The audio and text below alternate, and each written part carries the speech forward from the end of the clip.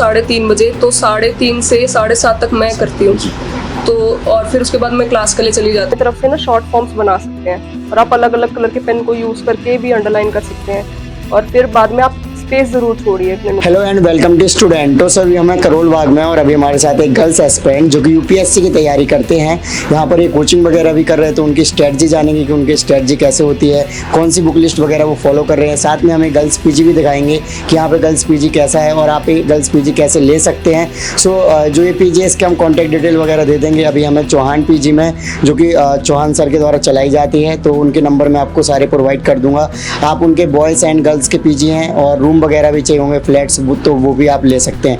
तो अभी तक आपने चैनल को सब्सक्राइब नहीं किया तो चैनल को सब्सक्राइब कर लीजिए, इस वीडियो को लाइक करें। आपके जो भी क्वारीज होते हैं आप हमें इंस्टाग्राम और फेसबुक पर मैसेज कर सकते हैं।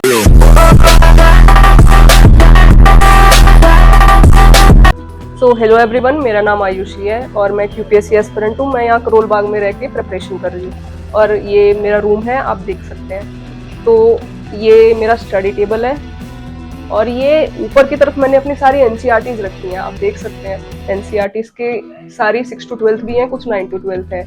और यहाँ पर नीचे इधर मैंने अपने क्लास नोट्स रखे हैं और ये सारा मेरे को विजन से जो मटेरियल मिला हुआ है वो मैंने रखा है। और ये आप देख रहे हैं प्रीवियस ईयर सॉल्व पेपर्स, ये करने बहुत ज़रूरी हैं। और जैसे आप देख सकते हैं कि यहाँ पर टेस्ट शेड्यूल भी मैंने लगाया हुआ है क्योंकि मेरा टेस्ट आने वाला है। और अभी मैं आंसर राइटिंग की प्रैक्टिस कर रही थी, फिलहाल मैं ऑप्शनल की प्रैक्टिस कर रही थी, सोशियोलॉजी की। और उसके अलावा यहाँ पर आप देख सकते हैं कि इंडिया का मैप भी है और यहाँ पर सारे वर्ल्ड मैप लगे हैं और कॉन्स्टिट्यूशन लगा है। तो इससे मुझे रिवीजन में काफ़ी हेल्प हो जाती है, मुझे बुक्स खोल के नहीं देखनी पड़ती। और ये मेरी रूममेट का है, ये शेयरिंग में रूम है मेरा और ये उसका स्टडी टेबल है। तो इनका भी आप देख सकते हैं, ये भी एनसीईआरटीज पर फोकस करते हैं, एनसीईआरटीज इन्होंने रखी हैं। और ये वाजीराम में है, तो ये वाजीराम की आप देख सकते हैं येलो बुक्स जो बहुत पॉपुलर हैं। और ये सारी जो पॉपुलर बुक्स हैं लक्ष्मीकांत, ऑक्सफोर्ड की। और इधर आप देख सकते हैं, इधर ज्योग्राफी का वर्ल्ड मैप लगा हुआ है। तो इसमें मैंने थोड़ी मार्किंग्स वगैरह की हुई हैं जो इम्पोर्टेंट पॉइंट्स हैं इंडियन ओशन में भी और जो वर्ल्ड में भी। तो उससे मुझे हेल्प हो जाती है अगर मुझे कभी भी कुछ एकदम रिवाइज करना हो तो। और इधर आप देख सकते हैं, यहाँ पर मैंने चार्ट्स लगाए हुए हैं, इनसे मुझे क्विक रिविजन में हेल्प हो जाती है। हिस्ट्री के चार्ट्स भी हैं और ज्योग्राफी के भी हैं, तो अगर मेरा कभी टेस्ट होता है तो फिर उससे जल्दी जल्दी रिवाइज हो जाता है। तो ये मेरे सेल्फ स्टडी के नोट्स हैं सोशियोलॉजी ऑप्शनल के लिए मेरे। और ऑप्शनल के सब्जेक्ट्स के नोट्स का आप क्या कर सकते हैं कि आप अपने तरफ से ना शॉर्ट फॉर्म्स बना सकते हैं और आप अलग अलग कलर के पेन को यूज़ करके भी अंडरलाइन कर सकते हैं। और फिर बाद में आप स्पेस ज़रूर छोड़िए अपने नोट्स में, ताकि आप ना ऐसे बाद में अगर कुछ ऐड करना हो, जो आपको किसी और थिंकर का कुछ पॉइंट याद आता है तो फिर वो भी आप ऐड कर सकते हैं। और बाकी जल्दी जल्दी नोट्स बनाने का सबसे अच्छा तरीका यही होता है कि खुद अपनी शॉर्ट फॉर्म्स क्रिएट कीजिए। तो ऐसे मैंने करके अपने नोट्स बनाए हैं। अब ये किसी और को समझ में नहीं आ सकते क्योंकि ये जैसे आप ये देख रहे हैं, यहाँ पर मैंने ऐसे चेंजेस को अलग तरह से लिखा है। ऐसे ही मैं अपने शॉर्टकट्स बनाती हूँ और फ्लो चार्ट का भी बहुत यूज़ कर सकते हैं आप अपने नोट्स में, ताकि आपको जल्दी मेमोराइज हो जाए। आप अपना नाम और एजुकेशन बैकग्राउंड बताइए। सर मेरा नाम आयुषी है और मैंने बीएससी ऑनर्स स्टैटिस्टिक्स की है डीयू से, माता सुंदरी कॉलेज से। ओके, सो आपको कब से प्रिपरेशन करते हैं, मतलब कितना टाइम हो गया?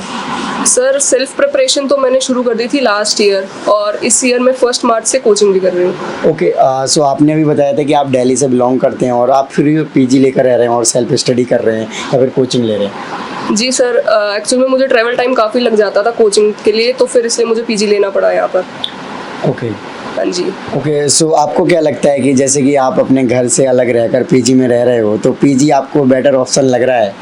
सर अब ट्रैवल टाइम सेव करना पड़ता है। अब यूपीएससी में आपको पता है 10-12 घंटे पढ़ने के लिए ज़रूरत पड़ती है, तो फिर इसके लिए पीजी में रहना पड़ता है। राइट, सो आपके अंदर कहाँ से मोटिवेशन आया था या फिर कब आपके दिमाग में आया था कि आपको यूपीएससी जैसे एग्ज़ाम्स या सिविल सर्विसेज एग्ज़ाम्स की प्रिपरेशन करनी है? सर लॉकडाउन के टाइम पर जब मुझे ऐसा फील हुआ कि जब सब कुछ बंद है तो उस टाइम पर जो सिविल सर्वेंट्स हैं वो लोग सोसाइटी के लिए कुछ काम कर रहे हैं, तब मैंने ऐसा फील किया कि मुझे भी इस लाइन में जाना चाहिए, मुझे भी सोसाइटी को कंट्रीब्यूट करना चाहिए। राइट, आपका ऑप्शनल एंड मीडियम क्या है? सर मैं इंग्लिश मीडियम से दे रही हूँ और ऑप्शनल मेरा सोशियोलॉजी है। ओके, और ये आपका भी फर्स्ट अटेम्प्ट होने वाला है 2023 वाला? जी सर, फर्स्ट अटेम्प्ट है मेरा। ओके, सो अभी जैसे 2023 के करीब 8 से 9 महीने बचे हैं प्रीलिम्स की अगर बात की जाए, तो उसके अकॉर्डिंग आपकी प्रिपरेशन कितने % हो गई वो आपको तो आइडिया होगा ऐसे? सर प्रिपरेशन 100% तो कभी होती जी, नहीं है, बिल्कुल से हो। और अपनी तरफ से मेरी कोशिश तो चल रही है। अभी मैं थोड़ा टेस्ट वगैरह भी दे रही हूँ, तो फिर उससे मुझे थोड़ा आइडिया हो रहा है। कुछ सब्जेक्ट्स मेरे हो गए हैं क्लियर और कुछ अभी रहते हैं। ओके, सो नॉर्मली जो स्टूडेंट्स होते हैं सेल्फ स्टडी करने की बजाय वो पहले कोचिंग ज्वाइन करते हैं, लेकिन आपने अभी बताया कि आपने सेल्फ स्टडी की पहले, फिर आपने कोचिंग ज्वाइन करी। जी सर, मुझे ऐसा लगा कि पहले मुझे इस चीज़ को एनालाइज करना चाहिए कि मैं इस एग्ज़ाम के लिए केपेबल भी हूँ कि नहीं।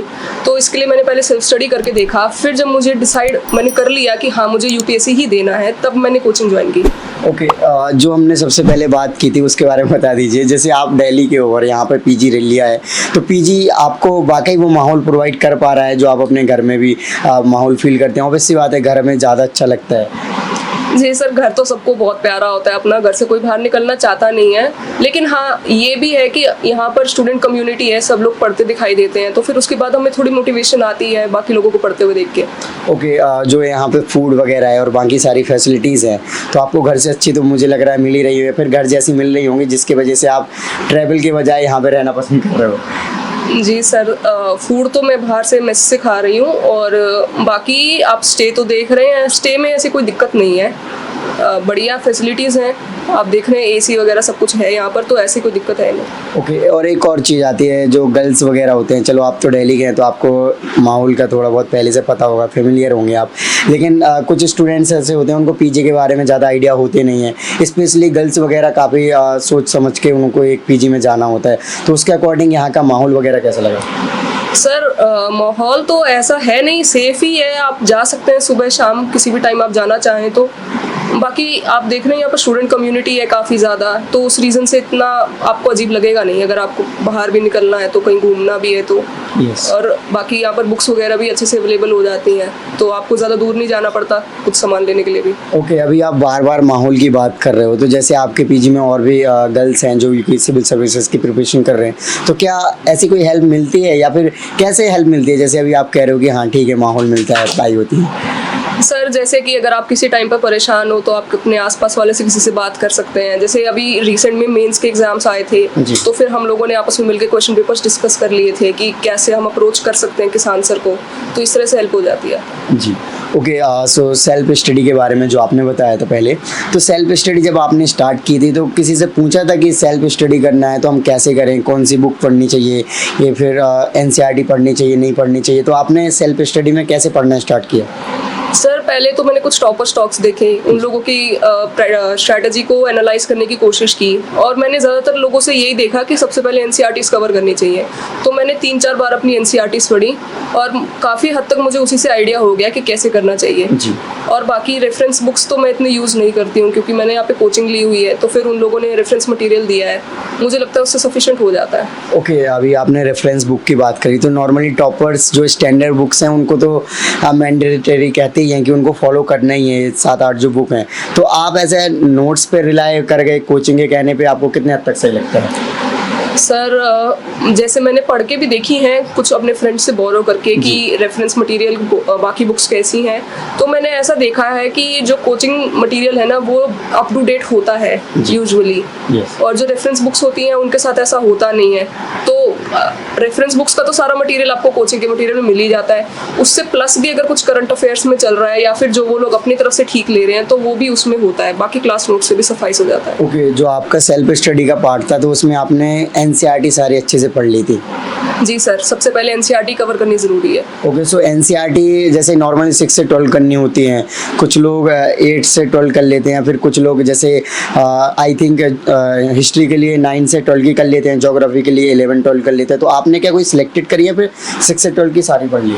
सर जिस सब्जेक्ट में मुझे लगता था कि मेरी होल्ड थोड़ी वीक है वो मैंने 6 to 12 की, और जिसमें मुझे लगता था कि ये इसमें मैं ठीक से कर सकती हूँ उसके लिए मैंने 9 to 12 की। ओके, देन कोचिंग जैसे आपने बताया कि आपने कोचिंग ज्वाइन करी है, तो कोचिंग का आइडिया कैसे है कि कोचिंग ज्वाइन करनी चाहिए, देन ये आइडिया कैसे है कि ये कोचिंग ज्वाइन करनी है, फिर किसने आपको गाइड किया कोचिंग ज्वाइन करनी है? सर कोचिंग का तो मेन पर्पस मेरा गाइडेंस का ही था, क्योंकि मेरे फैमिली बैकग्राउंड में सिविल सर्वेंट्स कोई है नहीं, तो फिर मुझे ऐसा लगा कि अगर मुझे गाइडेंस चाहिए तो मैं कोचिंग ज्वाइन करके देख सकती हूँ। और बाकी मैंने कुछ कोचिंग्स को एक्सप्लोर किया था, 2-3 जगहों पर जाकर मैंने देखा, उसके बाद मैंने डिसाइड किया इसके लिए, विजन के लिए। ओके, सो आपने विजन कोचिंग ज्वाइन कर ली, तो कोचिंग आपको क्या लगता है, जैसे आपने ज्वाइन करी है और बहुत सारे एस्पिरेंट है जो दिल्ली आना चाहते हैं, उनका कोचिंग करना ही मेन पर्पस होता है, क्लास लेना, तो क्या क्लास लेना जो आपने सोच के गए थे कि हाँ आपको प्रॉपर गाइडेंस मिलेगी, अच्छे से आप पढ़ पाओगे, तो वो सारी चीज़ें सिस्टमेटिक वे में हो पा रही हैं, फिर ठीक है कि कोचिंग है हमारा चल रहा है जैसे रूटीन होता है? सर अब मैं अपनी तरफ से तो यही बोलूँगी कि टीचर्स अच्छे सपोर्टिव हैं और वहाँ पर मेंटोर्स भी होते हैं, तो अगर आपको कोई प्रॉब्लम होती है तो आप उनसे भी गाइडेंस ले सकते हैं। बाकी मेरा अपनी तरफ से तो ठीक है। अब मैं उन लोगों के बारे में इतना कह नहीं सकती जो सेल्फ स्टडी कर रहे हैं। जी, ओके, सो ये जो आपका पीजी है, ये जैसे कोचिंग वगैरह है, उधर आपको जाने में कितना टाइम लग जाता है, कितना दूर है? सर यहाँ से 7 to 8 मिनट्स की वॉकिंग पे है, वॉकिंग डिस्टेंस हाँ पे जी। है। सो आई थिंक ज़्यादा डिस्टरबेंस नहीं होता है आने जाने में? नहीं सर, डिस्टर्बेंस तो कोई नहीं है, मेरी मॉर्निंग की क्लास होती है तो मैं कंफर्टेबली चली जाती हूँ, कोई डिस्टर्बेंस नहीं है। ओके, सो आपको क्या लगता है, जैसे कि बहुत सारे स्टूडेंट हैं, कुछ लोग तो सेल्फ स्टडी करने भी इवन दिल्ली आते हैं, आपको ही पता होगा, तो क्या वो माहौल सच में यहाँ पे मिल पाता है दिल्ली में जो सोच के आते हैं स्टूडेंट्स? सर अब ये वैसे मेरा पर्सनल ओपिनियन है, मैं किसी को कुछ कहूँगी जी। नहीं, बट मुझे ऐसा लगता है कि अगर आप सेल्फ स्टडी कर रहे हो तो अपने घर से ही करो, दिल्ली आने की ज़रूरत है नहीं, ऐसा भी कुछ नहीं है। जी अगर कोचिंग कर रहे हो तो फिर आप दिल्ली आ सकते हो, जी, सेल्फ स्टडी अपने घर से कर सकते हैं। ओके, सो अगर इस पीजी की बात की जाए तो फैसिलिटीज़ क्या क्या हैं, जैसे हम जैसे करें इसमें आपको बेड मिल रहा है और जैसे एसी वगैरह मिल रहा है, और भी क्या क्या चीज़ें हैं? और सर कॉमन वॉशरूम है, वॉशरूम में गीज़र है, किचन में भी चिमनी आरओ वगैरह है, और क्लीनिंग, मेंटेनेंस, वाईफाई, ये सब है। ओके, और जैसे रेंट वगैरह आपको तो पता होगा, आपके और फ्रेंड्स होंगे, तो रेंट वगैरह के अकॉर्डिंग देखा जाए तो ये पीजी कैसा है? सर रेंट तो ऑन एवरेज यही है हर जगह पे, तो उसके अकॉर्डिंग मुझे ठीक लगता है। जैसे कि आपका ऑप्शनल सोशियोलॉजी है, sociology one of the best optional माना जाता है, अभी काफ़ी टॉपर्स ऑप्ट करते हैं, एंथ्रोपोलॉजी या PSIRHT जैसे ऑप्शनल हो गए, तो सोशियोलॉजी आपने क्या सोच के किया था कि टॉपर ले रहे हैं इस वजह से, या फिर आपका बैकग्राउंड वगैरह? सर अब इसमें गलत तो कुछ भी नहीं है, सोशियोलॉजी की तरफ मेरा ध्यान तो इसलिए गया है क्योंकि बहुत सारे टॉपर्स ने लिया, लेकिन उसके बाद और भी बहुत सारे सब्जेक्ट्स हैं जो टॉपर्स लेते हैं, लेकिन फिर मैंने सोशियोलॉजी इसलिए डिसाइड किया क्योंकि मुझे एक्चुअल में इंटरेस्टिंग लगा ये सब्जेक्ट, कि आप अपने आसपास के बारे में जान पाते हैं, जो आपने कभी ध्यान नहीं दिया कि ये चीज़ें कैसे हो रही हैं, वो आपको टेक्स्ट के थ्रू समझा रहे हैं, पढ़ा रहे हैं, तो इसलिए सब्जेक्ट काफ़ी इंटरेस्टिंग है। ओके, और जो टाइम टेबल है, आप टाइम टेबल क्या फॉलो करते हो स्टडी करने के लिए, जैसे कि आपने बताया 10 to 12 आवर्स ऑन एवरेज आप पढ़ते हैं? सर मैं सुबह उठती हूँ 3:30 बजे, तो 3:30 से 7:30 तक मैं करती हूँ, तो और फिर उसके बाद मैं क्लास के लिए चली जाती हूँ। तो 3:30 से 7:30 बजे जो बता रहे हो, क्या सब्जेक्ट पढ़ते हैं? तब मैं आंसर राइटिंग करती हूँ और ऑप्शनल करती हूँ। ऑप्शनल, उसके बाद मैं सर क्लास से वापस आकर थोड़ा ब्रेक लेके, और उसके बाद मैं 2 बजे दोबारा पढ़ने बैठती हूँ, और 2 बजे मैं 1 घंटा और ऑप्शनल करके फिर उसके बाद मैं 3 से 6 तक GS करती हूँ अपना। उसके बाद मैं 7 बजे दोबारा पढ़ने बैठती हूँ, और 7 से 10 मैं करंट अफेयर्स, मैगजीन और न्यूज़पेपर करती हूँ। ओके, सो पर्टिकुलर जैसे सब्जेक्ट है, तो आपने कोई ऐसा फिक्स शेड्यूल बना रखा है कि इन सब्जेक्ट को हमें इतना टाइम देना और इतने मंथ में ख़त्म करने हैं, या फिर ठीक है स्टडी के वाइज जो चलता जा रहा है उस तरीके से करना? सर मैं बहुत ज़्यादा टाइट शेड्यूल बनाने में बिलीव नहीं करती, क्योंकि उसको फॉलो करना बहुत मुश्किल होता है, तो मैं ऐसा सोचती हूँ कि शेड्यूल फ्लेक्सिबल होना चाहिए। अगर आपका किसी दिन कुछ पढ़ने का मन नहीं कर रहा है तो आप उसको आराम से चेंज कर सको। ओके, सो आपका सबसे इंटरेस्टिंग सब्जेक्ट अगर पूछा जाए तो कौन सा है? सर फिलहाल तो मुझे IR सबसे अच्छा लगता है, इंटरनेशनल रिलेशंस। ओके, हाँ जी, क्योंकि जानने को मिलता है कि दुनिया में कैसे कैसे क्या चीज़ चल तो रही है। आप PSIR ऑप्शनल भी रख सकते थे? जी रख सकती थी बिल्कुल, लेकिन फिर पॉलिटिकल साइंस मुझे इतना इंटरेस्टिंग नहीं लगता है। ओके, सो सबसे वीकेस्ट सब्जेक्ट अगर पूछा जाए, या फिर वीकेस्ट कोई टॉपिक हो? ज्योग्राफी मेरा थोड़ा हार्ड टाइट रहता है, ज्योग्राफी इतनी इंटरेस्टिंग नहीं लगती है मुझे। ओके, सो रिवीजन की साइकिल क्या बना रखी है आपने, रिवीजन कैसे करते हैं? सर जिस हिसाब से हम लोगों के टेस्ट सीरीज में जो टेस्ट आते हैं उसी हिसाब से मैं रिवाइज कर लेती हूँ, जो टेस्ट आने वाला है उसके हिसाब से रिवाइज कर लिया। ओके, सो देखा गाइस, इन्होंने अपनी जर्नी को शेयर किया। साथ में अगर कोई एस्पिरेंट इस गर्ल्स पीजी में आना चाहते हैं तो उनको आप क्या मैसेज दोगे? मैसेज उनको यही दूंगी कि आप आइए, हम लोग काफ़ी वेलकमिंग है, आप लोग आएंगे आपको अच्छा लगेगा। और यहाँ पर सब लोग फैमिली की तरह, फ्रेंड्स की तरह ही रहते हैं। हम लोग साथ में फेस्टिवल्स वगैरह भी सेलिब्रेट करते हैं, तो आप आ सकते हैं। Okay, thank you so much ma'am. इस पीजी के कॉन्टैक्ट डिटेल वगैरह हैं, साथ में जो चौहान पीजी है उनके बहुत सारे गर्ल्स पीजी हैं, बॉयज़ पीजी भी हैं, साथ में फ्लैट्स वगैरह हैं। तो इनके कॉन्टैक्ट नंबर मैं दे दूंगा वीडियो के डिस्क्रिप्शन में, तो आप इनसे बात कर सकते हैं और अपने और भी जानकारी ले सकते हैं। फ़ोटोज़ वगैरह वीडियोज़ दे देंगे जिससे कि आप समझ सकते हैं। रेंट वगैरह के बारे में पूछ लेना। सो आई होप कि आपको वीडियो अच्छी लगी होगी। तो इस वीडियो को लाइक करें, अभी तक आपने चैनल को सब्सक्राइब नहीं किया तो चैनल को सब्सक्राइब कर लीजिए। एंड आपके जो भी क्वारीज होते हैं आप हमें इंस्टाग्राम और फेसबुक पर मैसेज कर सकते हैं। इन सभी के लिंक वीडियो के डिस्क्रिप्शन में। जय हिंद।